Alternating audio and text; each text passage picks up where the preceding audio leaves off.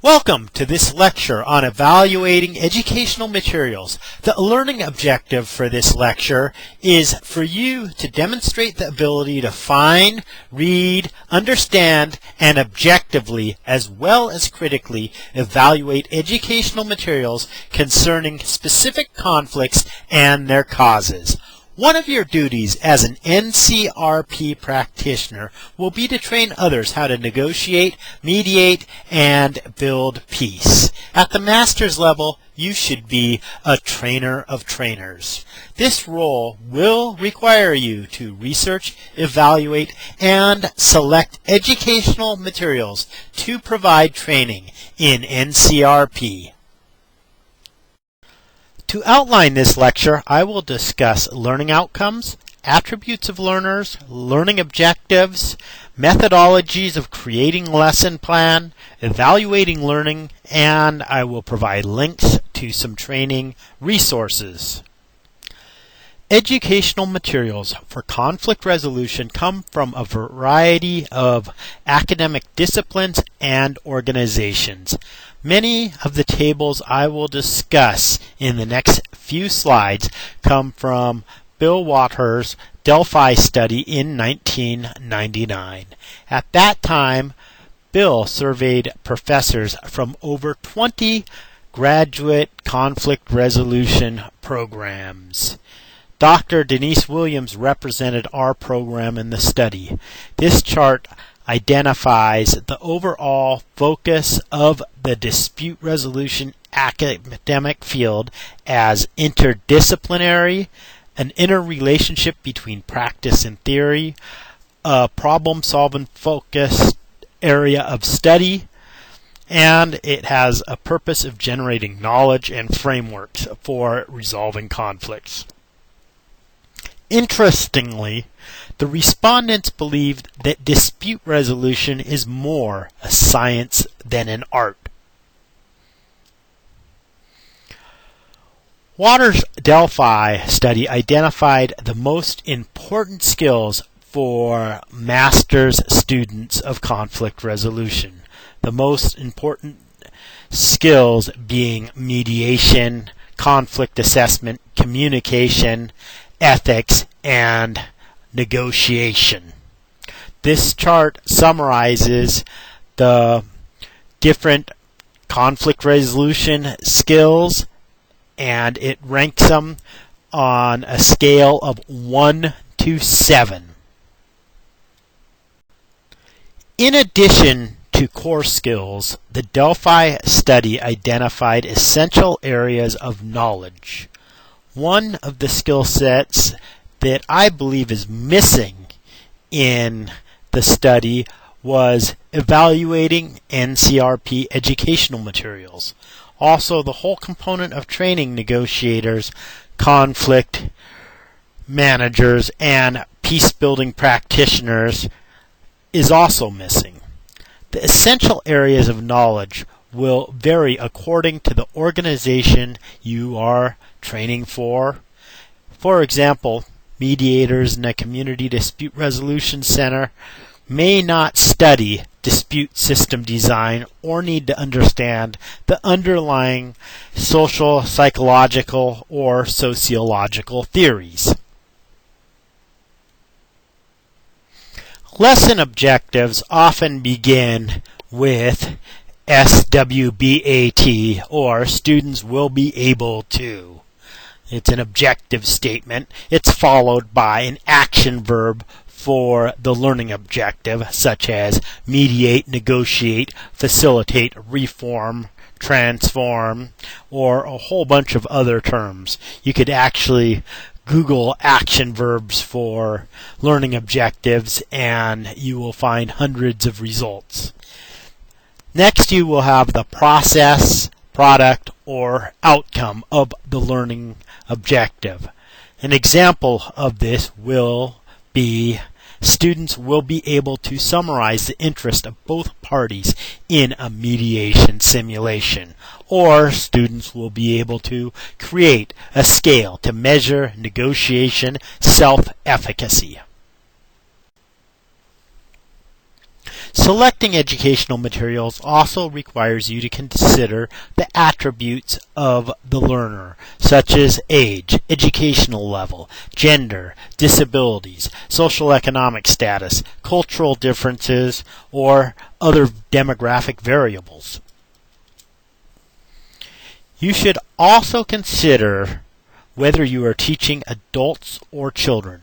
You should use different teaching methods and different levels of materials when teaching adults than children. Adult learning and teaching is referred to andragogy, where children teaching and learning is pedagogy. Some of the main difference in andragogy: the instructor is the guide on the side, whereas in pedagogy, the instructor is the sage on the stage. When you're teaching adults, learners help the instructor design optimal methods for demonstrating mastery of the learning outcome, whereas when you're teaching children, the teacher assesses the mastery of learning.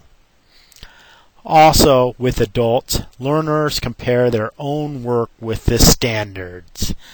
And when you're teaching children, the instructor usually grades the work. The list goes on. Instruction is leveled from less difficult tasks such as rote memorization to metacognitive processes such as evaluating one's own learning process. Bloom's taxonomy provides the different levels of thinking while learning, the lowest levels being the easiest, and it goes up from knowledge, comprehension, application, analysis, synthesis, and the highest level is evaluation. There is a variety of teaching methodologies in NCRP beyond assigning reading and term papers. Our field has many different activities requiring cooperative learning.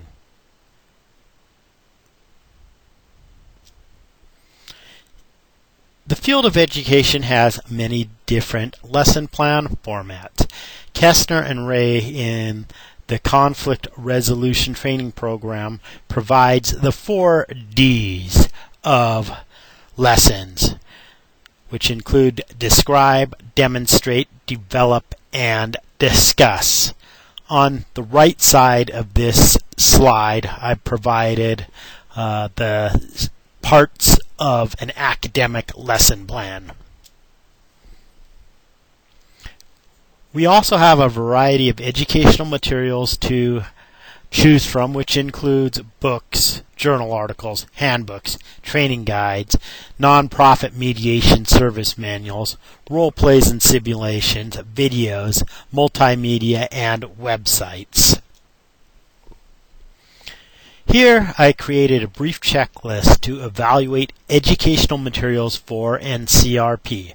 Some of the things that you should look for are the different variables of the media, organization of the content, quality of the content, and whether the educational materials have some kind of evaluation tools to see if the students have mastered the learning outcomes. Druckmann and Robinson provide several questions to ask to evaluate role play or simulation activities, such as what issue will be simulated, what kind of party structure will be simulated, what purpose will be served by the simulation, how will context be represented, and what kind of data will be collected for analysis.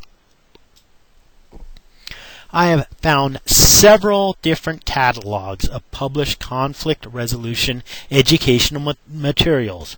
For peer mediation and school-based conflict resolution, I usually use the materials by Bodine, Crawford, and Scrumpf. The Conflict Resolution Training Program by Kestner and Ray has a leaders and student manuals, and I usually use this as a guide in community mediation programs. A textbook I often refer to is Negotiation by Lewicki, Sanders, and Berry. It also has a supplemental book of reading exercises and cases. It is in its 6th edition and has gone through many revisions. The Harvard Law School program on Negotiation Clearinghouse has many instructional materials, role plays, and simulations that I have used throughout the years. I have also used activities from the workbook for Getting to Yes titled Getting Ready to Negotiate. I'm sure there's a lot more materials out there. Here are some links to educational materials related to NCRP.